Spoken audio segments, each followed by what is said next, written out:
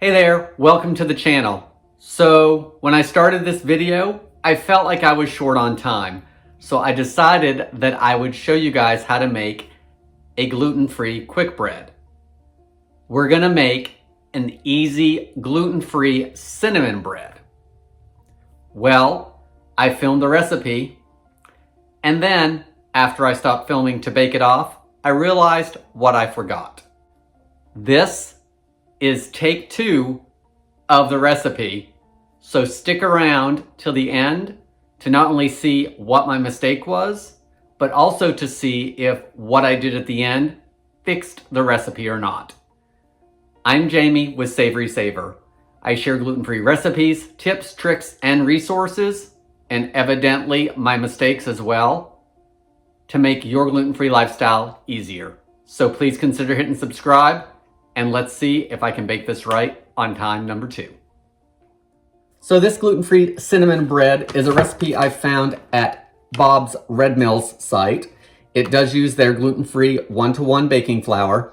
And if you don't use Bob's Red Mill, I would try swapping the recipe out for whatever brand of gluten-free flour that you use, as long as it has the xanthan gum in it.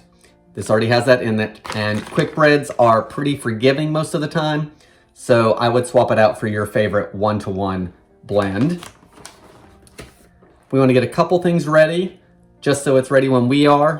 One, you want to take a 9x5 baking pan and spray it with some non-stick spray or whatever you use to keep things non-stick. You want to spray that down. I will link below to the recipe, as well as I will list the ingredients in the description. The full instructions also say you can bake the bread in mini loaves, so that is on their website.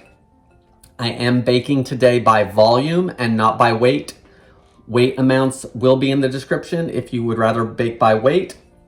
The other thing is we need to preheat our oven. So my oven is preheating to 350 degrees Fahrenheit, so it's ready when we are. Now, to a medium bowl, we want to start the dry ingredients. So I've got 2 cups of the gluten-free flour blend.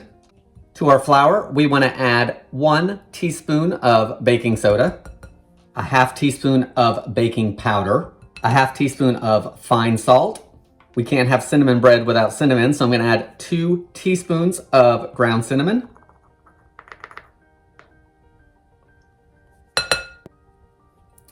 Now I'm going to give everything a whisk. As soon as I add the last thing before I forget it.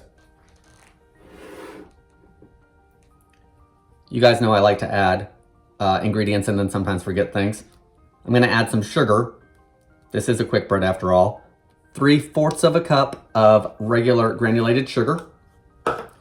Now let's give everything a whisk.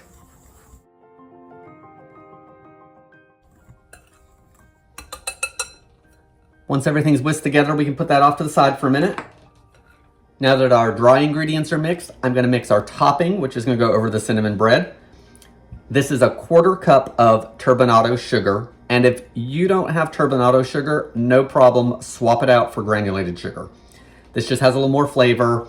It's not going to, melt into the bread or anything, so it's going to give it a little bit of a crunch, but totally swap it out for granulated if you don't have it. We're going to add a little more cinnamon to it, so I'm going to add a 1/4 teaspoon of cinnamon to that. Now stir all that together or give it a whisk, whatever you want to do. We're going to put that to the side. So now we have to prepare our wet ingredients. And as you can see over here, this was the first gluten-free cinnamon bread that I made. That is incorrect.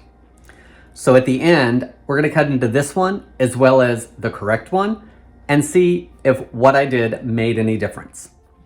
So for our wet ingredients, you want to start with 1 cup of milk. Use whatever kind of milk that you use at home. I'm using 1%, but if you need dairy-free, by all means, the recipe says you can use your dairy-free alternative. So to our milk, the recipe actually calls for olive oil. So I have some light tasting olive oil. I would not use your extra virgin in this. We don't want it to taste like olives. And if you don't want to use olive oil, use something like canola or vegetable oil that has a neutral taste. So we're going to add a 1/4 cup of that.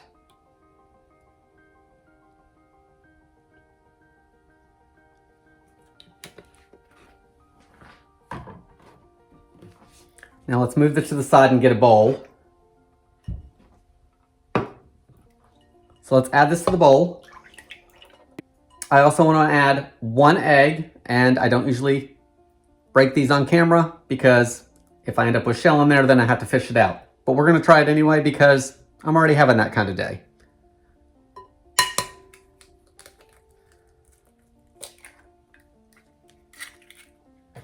So I've had success with the egg.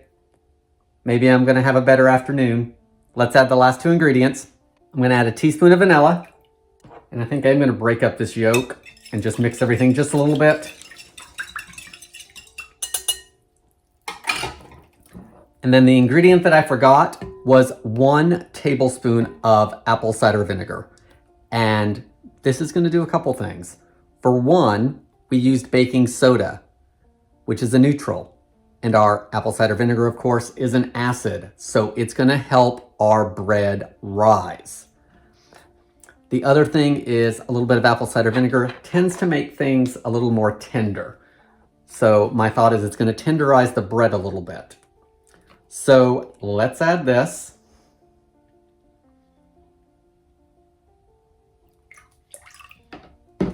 And of course, when you add it to milk, it's going to almost make its own little buttermilk substitute. So I'm going to do everything just a little bit of a mix.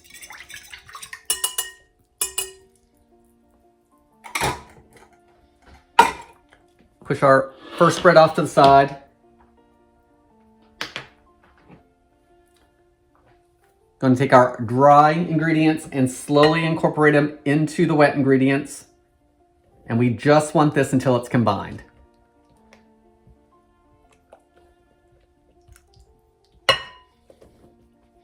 All right, let's mix it together. It's okay to have a lump or 2 in it.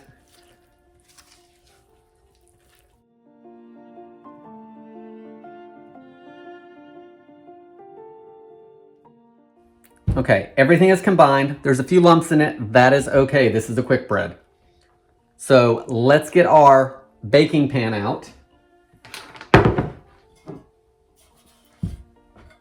Here's our pan. Let's get it into the pan.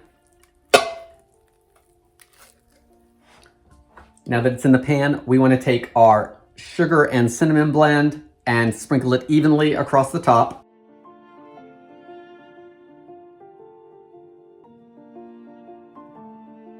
So after you sprinkled it evenly on the top, we have to bake this off. And it wasn't until I turned the camera off that I realized I had forgotten the vinegar. So what I ended up doing is putting in the tablespoon of vinegar just over the top and then stirring it all in. What should have happened at this point, it was just should have been ready to bake off. We're gonna bake this for 50 to 60 minutes in a 350 Fahrenheit oven until a toothpick comes out mostly clean. And the recipe actually uses the term gooey because it says there can be a little bit of gooiness left on the toothpick. Once it comes out of the oven after the baking time, you can either cool it for about 10 minutes in the pan or cool it completely in the pan. I'm going to cool it for about 10 minutes, take it out, let it cool completely, and then we're going to look at both of these breads and see if the vinegar and the way I actually tried to fix my problem, if it made any difference. We'll be back in just a second. So the gluten-free cinnamon bread is done. Here's the correct one. Here's the one I screwed up when I did not add the apple cider vinegar. So let's look at the differences before we cut into it. So the biggest thing I notice is this has a little more rise to it. So it did rise up better in the oven because of that apple cider vinegar in there reacting with the baking soda. The other thing I notice is if you look along the top edge, especially on the loaf that was incorrect, there's a dark line here. And I'm not sure if that's because the vinegar didn't mix all the way down or if that's just the way it baked. but it is very apparent all the way around the loaf. In this one, you can see it, but it's not as defined, and it looks a little more even than it does on the incorrect loaf. The other thing, of course, is that the cinnamon sugar topping is obviously on the loaf instead of this one where it ended up getting incorporated into the loaf. I will say, I don't know how I feel about this. It crisped up, which is nice, but part of it over here fell off coming out of the oven when I was transferring it from the pan to the cooling rack. So not really sure if you actually need that topping or not. I think that can be something that if you don't want to bother doing, I wouldn't worry about it. So let's cut into these two and see how the taste of both are, as well as the texture, since I messed it up. Okay, so let's cut the incorrect loaf first. I am going to use a serrated knife and see how it works. This one is completely cool.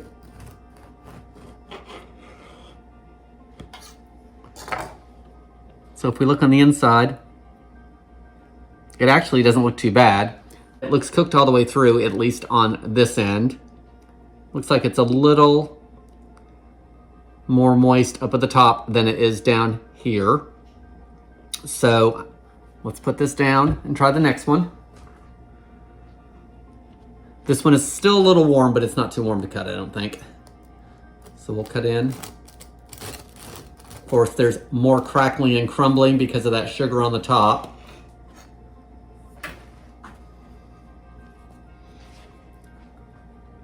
This one, to me, looks about the same. You can see in the back the sugar's just falling off. So I don't know if I would actually do that again. The texture looks pretty close, but it looks like it's cooked a little better all the way to the top. So I would say up here is the same consistency as down here. So let's give it a taste and see if I can tell any difference. And I will be testing the ends and not the middle. So I don't know if that's gonna make a difference or not, but I think we'll be able to get a good comparison still. Okay, so here's the piece of cinnamon bread that was incorrect. And here is the piece that is correct. So let's try the incorrect one first.